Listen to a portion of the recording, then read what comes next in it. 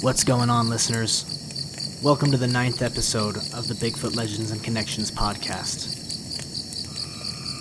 This episode, we're going to be taking a look at a really old newspaper clipping about a wild man in Kentucky. We're going to be exploring a little bit the connection of this story to the Sasquatch phenomenon. We're also going to be hearing a few more audios of what have come to be accepted as recordings of Bigfoot noises. I hope you enjoy the show.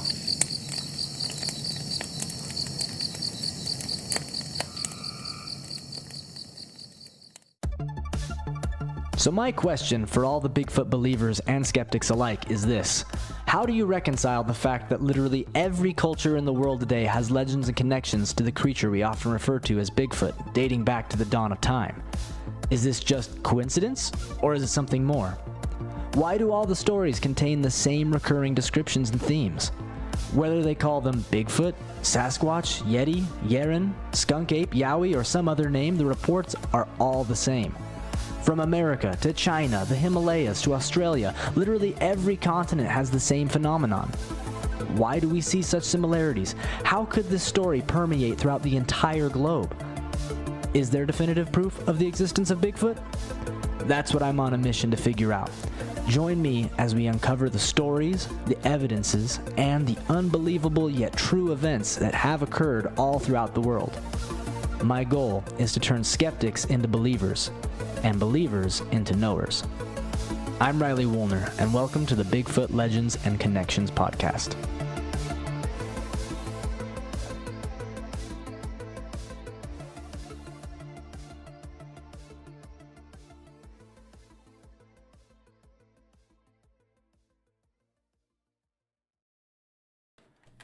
So in my search to find out everything that I can about Bigfoot, I've come across this old article from a newspaper back in 1883 entitled "A Kentucky Wildman." And when you hear the term wild man, especially from this long ago, you have to pay attention, because the terms Bigfoot and Sasquatch, Yeti, these weren't terms that were used in the 1880s. Those terms weren't even really widespread and known about until the 1960s. This is almost 100 years before that. So therefore, the terms they would use for the same kind of strange phenomenon is going to be different.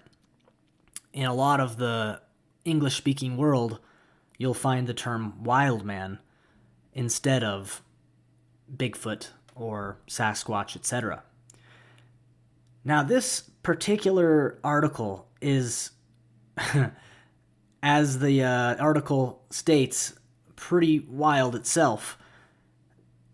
It's apparently about a wild man who was captured by people, and then the people bring this wild man onto a train bound for New York.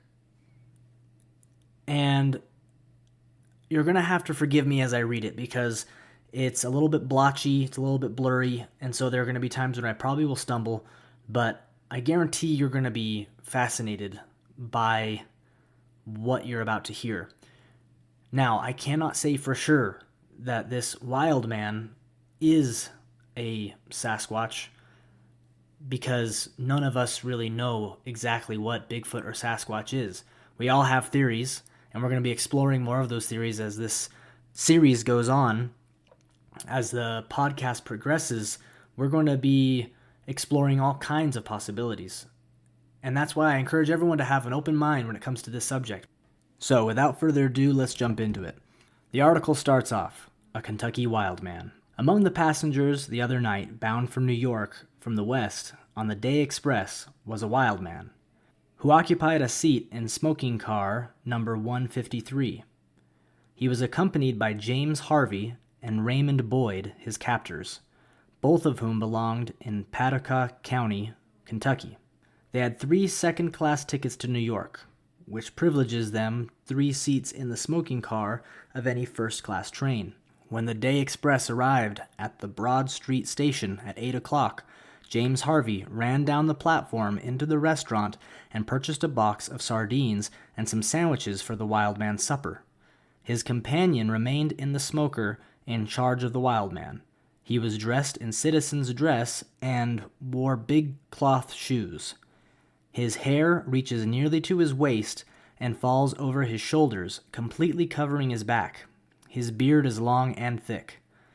While his eyebrows are much heavier than those of ordinary human beings, there is nothing imbecile in the Wildman's manners. He cannot talk and seldom makes any sound whatever except a low howl like a leopard. His actions are as much like those of the hyena in the zoological garden as it is possible for anything in human form to be. Raymond Boyd, who seemed to have perfect control over the Wildman, said his body was covered with coarse brown hair as thick as the hair on a horse's hide. The palms of his hands looked like the paws of a bear, and his fingernails, which were over an inch long, resembled the claws of an eagle. He was first seen in Paducah County 13 years ago and was known as Mum the Hermit, because whenever anyone accosted him, all he would say was, quote, "Mum's the word," end quote. He lived in an old pine hut in the woods for about 5 years and was seldom seen by anyone. Finally, he abandoned the hut and took up his abode in a cave under a ledge of rocks known as the Lizard Rock. A little over 6 years ago, 2 or 3 citizens of Paducah County, while out hunting, saw him running into his cave without a stitch of clothing on him. 3 years ago, it was discovered that a thick coat of hair had grown all over his body. Boyd and Harvey built a man-trap for him over 3 days before he entered it. He was not afraid of any bird or beast of prey, but ran terrified away from any human being who approached him. It took 2 days to accustom the man-beast to their presence. The tinkle of a small dinner bell they used had a great influence over him. He watched the bell intently, but would not touch it. Some time ago, a farmer missed a calf and 2 sheep, which had strayed off. They were tracked to Mum's cave. Here all trace of them was lost, and it is supposed he devoured them. In his cave, which he had occupied for the last 7 or 8 years, Boyd and Harvey found the skeletons of small animals and the skins of over 50 snakes. Some of the skins belonged to the most venomous species of reptiles. The floor of the cave was alive with red and green lizards, and hundreds of toads hopped about. The Wildman ate the box of sardines voraciously, and the 2 sandwiches which were handed him were greedily pulled apart. He ate the ham and threw the bread away. Whenever a train passed on the opposite track, he crouched down in the corner of the seat, terror-stricken. After the train passed, he would put his hand to his ear and listen with a look of animal cunning stealing out of his restless eyes, like a panther about to pounce on its prey. Every time the engineer blew his whistle, the Wildman would grab the back of the seat with both hands and hold on until the whistle ceased blowing. Boyd had a little tin music box which he manipulated with a crank. The one tune of, quote, "Empty is the cradle," end quote, was ground again and again to the great satisfaction of the ex-hermit, who sat and looked at it silently but would not touch it. When conductor Harry Smith took out his glistening nickel-plated punch to cancel the tickets, the Wildman watched the punch intently until he heard it snap. Then he got down in the corner of the compartment, fairly shivering with fear, and set up a low howl, supposing evidently that Conductor Smith was about to wing him. Boyd and Harvey said that there was a story to the effect that the Wildman had originally come from North Carolina, and that during the war he had been a sharpshooter on Bald Mountain, and that shortly after the war he had murdered a whole family of settlers in the mountain and fled. Both Boyd and Harvey appear like shrewd fellows and expect to make a fortune out of their prize. Their great anxiety and fear is that the authorities will interfere with them and claim that the man is simply a lunatic and place him in some institution. They had the snakeskins in a box in the baggage car, together with some other curiosities found in the cave. Boyd said that the Wildman will not touch anything but fruit and meat, which he eats ravenously, and much the same as a wild beast. Cigar smoke bothered him a good deal, and he kept driving it away from him with his claw hands. When the train arrived in Jersey City, the men took a carriage and said they were going to take the New Haven night boat from the foot of Peck Slip and avoid a daylight crowd in New York. All right, there you go. That was the article. And man, do I have a lot of questions. And I'm sure you do as well. First off, we have to wonder if the journalist that wrote this article really had done their research or their homework to find out the origins of whoever this Wildman was, because as the article had stated, it seemed like this Wildman was simply a normal human being and then one day decided to go feral and run into the woods and essentially become what we have come to associate with Bigfoot.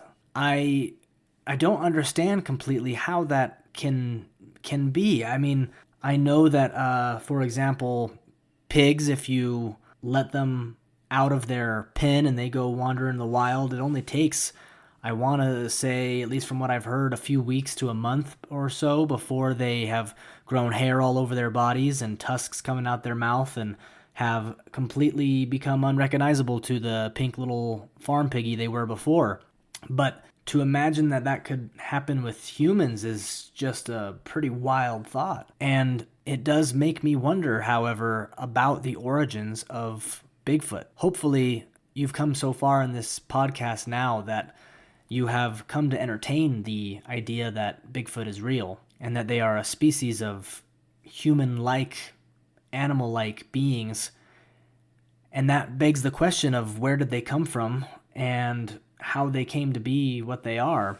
And this article definitely has us begging the question of who this Wildman was. Is it possible that the two men in the article that captured the Wildman had actually captured a Bigfoot and had made up a story about how he was a wild man or a normal person before who had gone wild? It's definitely a possibility. Is it possible that the journalist had to make up something that sounded plausible for the audience, and therefore he was the one who made up this story that this creature or this being was a normal person at one point? But then again, if you remember a few episodes back, my story about, not my story, the story that Cooper told about his dad and the Bigfoot that had blue eyes and apparently could speak English, and asked if his dad or his dad's friend, whoever it was, asked, "Are you scared yet?" Just like in this article, the Wildman, if we're to believe everything that was written in the article, would say "mum's the word" whenever anyone would come and try and visit him. I just have a lot of questions and curiosities about this specific article, because the way that they describe the Wildman with talon-like fingernails and hands with skin that looked like bear paws, hair that covered its entire body, and that it didn't seem to be able to make any noise other than what sounded like a panther, and that it would act wild as if it were a hyena, and yet could also sit in a train car. I don't understand. I mean, it sounds exactly like how you would describe a Bigfoot, but imagine seeing a Bigfoot in that setting. It's just so strange. And if you go and you look at a lot of these old articles, if you come across them and they talk about Wildmen, this was not a unique one and only kind of story. There are plenty of stories of these Wildmen getting captured by early settlers of the North American continent, as well as there's plenty of stories of the Native Americans having their interactions with these beings and how they would refer to them as stick Indians, fellow human beings who had made a life in the sticks.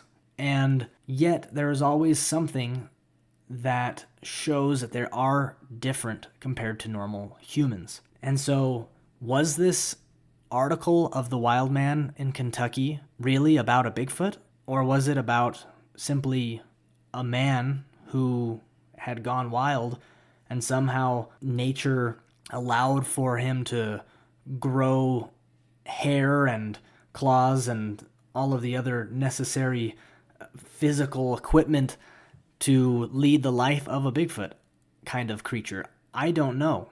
That's for us to decide and to try and figure out by doing more research.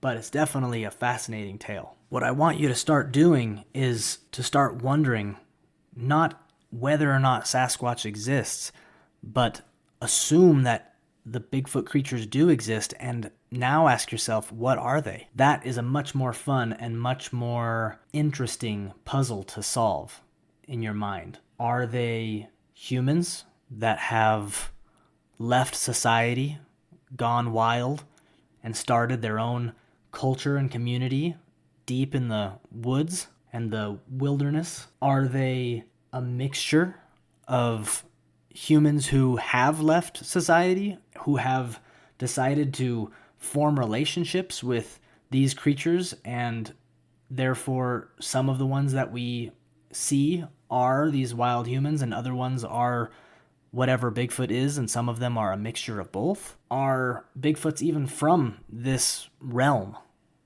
Do they possess supernatural or paranormal abilities? Or are they simply flesh and blood that has become so intensely adaptive to their natural environment that their abilities almost appear to be magic to your average human mind?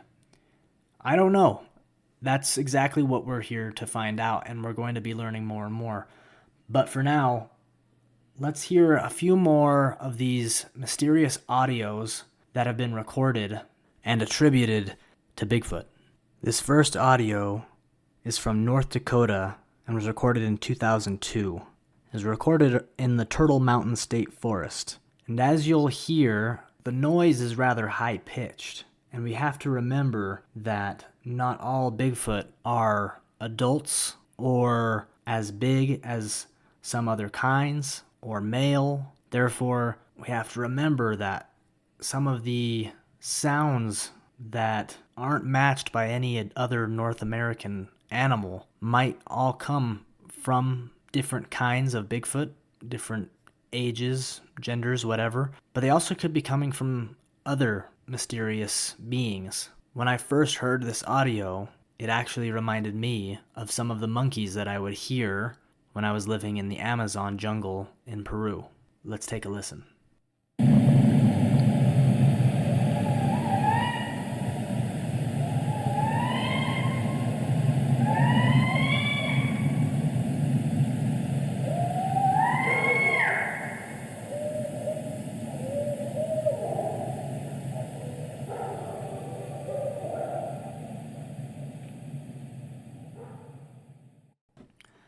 Pretty odd to hear what sounds like a monkey from the Amazon jungle in North Dakota. Very odd.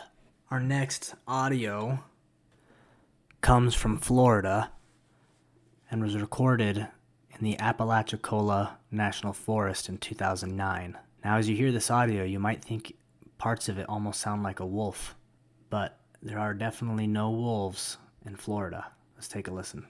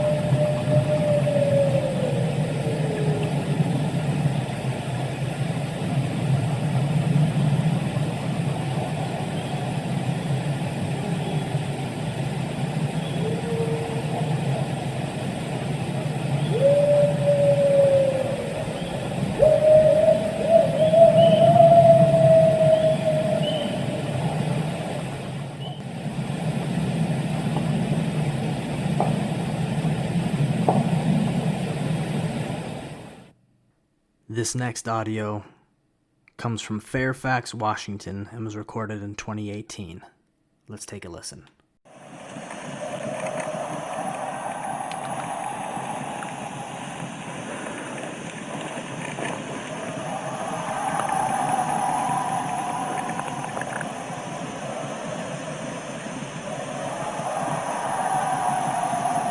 Very strange noise. Seems to be coming from some kind of an animal.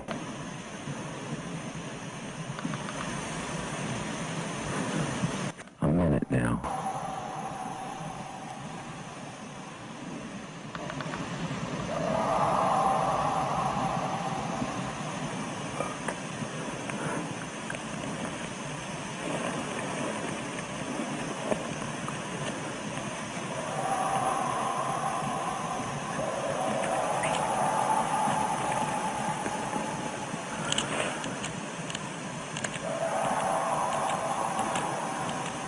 Coming from the east.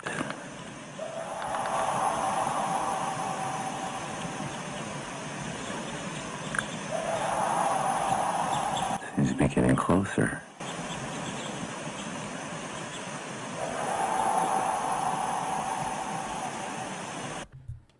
This next audio comes from North Toyabe Peak in Nevada and was recorded in 2009.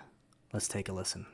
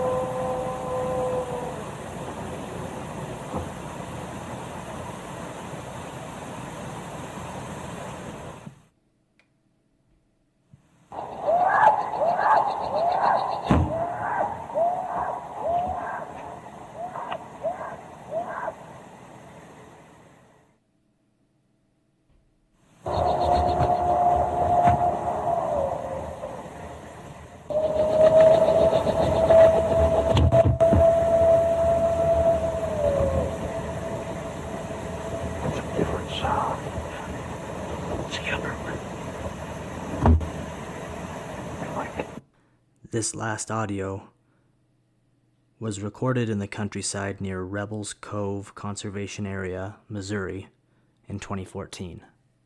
Let's take a listen.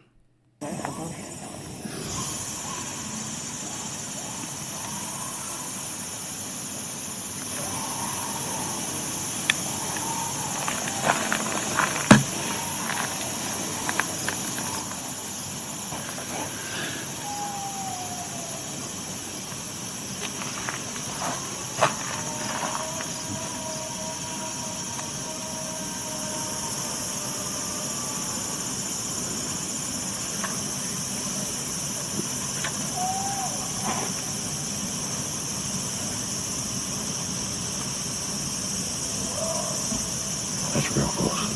I know. That's right there.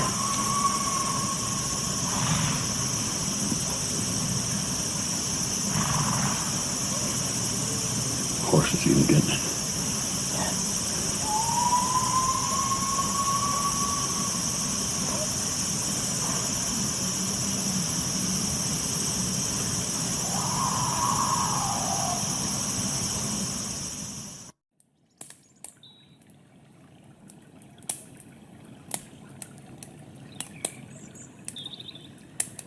Alright, that's it for tonight, listeners. Hopefully you've learned something, been entertained, and I also hope that the audios and the stories have enhanced your sense of wonder. This is an awesome world. We should go explore it. And if we find a Bigfoot along the way, all the better. Remember to stay safe out there.